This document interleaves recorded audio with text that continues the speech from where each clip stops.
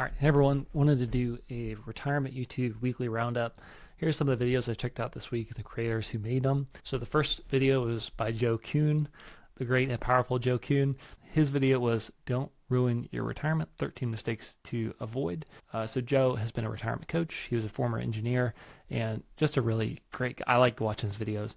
I thought a great thing from this video was just recognizing he's been at this for 6 years and done 900 videos. Just shows how important putting in the reps are for anything you want to do in life, and just the benefit of compounding growth. I mean, to think that he reaches hundreds of thousands of people, it's pretty inspiring, and great work to Joe. Second video, smaller creator asks Sabado, he's getting started, why most people get retirement wrong. So Sabado retired at 51, which is really unique. So I think for everyone who is looking to retire earlier than most, I think this guy is a great resource to check out. 51, even in my career working with really wealthy people, it's rare to see someone at 51 be able to have the resources to be able to hang it up. So kudos to him. Very, very impressive. Retirement ramblings. So countdown to retirement. Smallest creator, I think, on the list. He had a good take, I thought, just with current events. He, about 10 years ago, just completely removed himself from Facebook and just really tried to be off social media. And I think it's so wise to try and understand that, hey, our mental health is really important, especially at all ages, but even in retirement. So controlling the information that is coming into our feed and coming into our mind is very important. So shout out to Retirement Ramblings. Mike, in retirement, feeling stuck, why change is so hard. So this is Mike's second channel. He was formerly a pretty good sized creator, I would say. He had 10,000 subscribers, and he was focused on helping teach people about the software Audacity. So he had a great channel. He unfortunately got sick and hasn't kept up with the channel. So starting a new one about retirement, kind of life advice, it seems like. It's clear he's done a lot of work in audio engineering. His setup is great. He's very skilled. I commented to him. I don't think he's going to be stuck for very long. Great videos there by Mike. Rob Berger, the great and powerful. Is this the best way to create a retirement paycheck? He had his five question Friday. Great video. I didn't realize Rob pointed out that the bucket strategy was devised by this financial planner called Harold, and I didn't know that previously. I'm a bit embarrassed.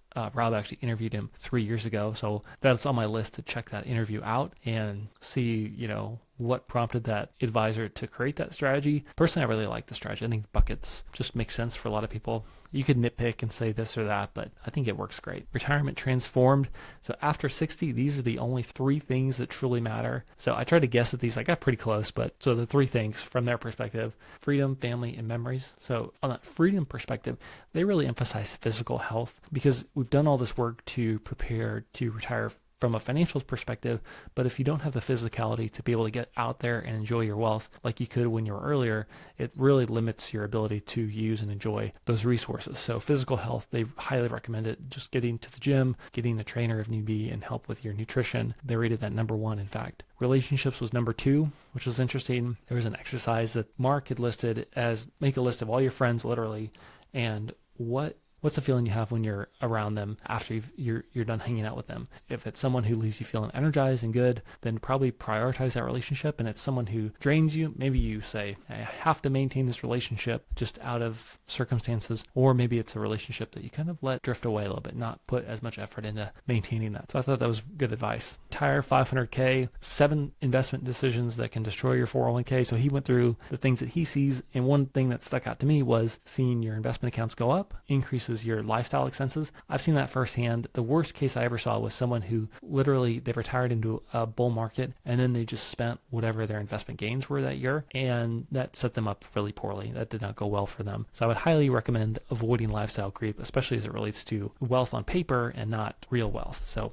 just be careful of that. BiggerPockets Money, they said how to save 50% of your income without sacrificing your lifestyle. This is a follow-up episode they did with Mr. Money Mustache. It was a good episode. I really liked it. Was towards the end of the episode, but one thing they advocated for was increased risk. I think for a lot of people, especially in the FIRE community, tremendous sense of risk aversion. And to their credit, I mean, they do a great job of saving and investing and doing a great job at work.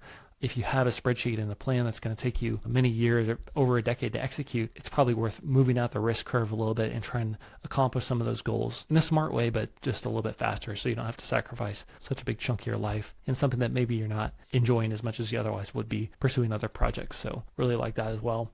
So that was my retirement YouTube roundup for the week. Hope you guys enjoyed. Let me know what videos you found helpful, and we'll see you next week. Bye.